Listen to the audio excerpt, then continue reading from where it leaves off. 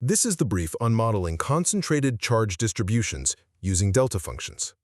So, we're going to look at how physicists use this really neat tool, the delta function. You can think of it kind of like a mathematical switch, and they use it to model charge that's been squashed onto, say, a thin line or a flat surface.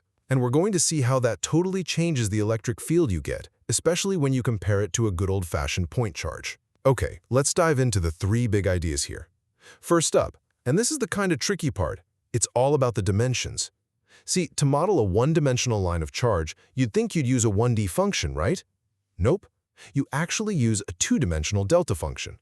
The reason is that function has to pin down the other two dimensions to make sure the charge can only exist along that single line. And then, it's the other way around for a flat 2D surface. For that, you only need a simple one-dimensional function to lock down that one axis that's sticking out. Okay, second. This whole dimension thing, it directly affects how intense the field is. It's pretty simple, really. The lower the dimension of your charge, so the thinner the thing you're modeling, the smoother and less spiky the electric potential gets. And finally, let's just compare them all. A normal 3D point charge gives you that super sharp field, the one that drops off really fast, like 1/r. But if you spread that same charge out onto a line, well, you get a much gentler logarithmic field. And here's the kicker.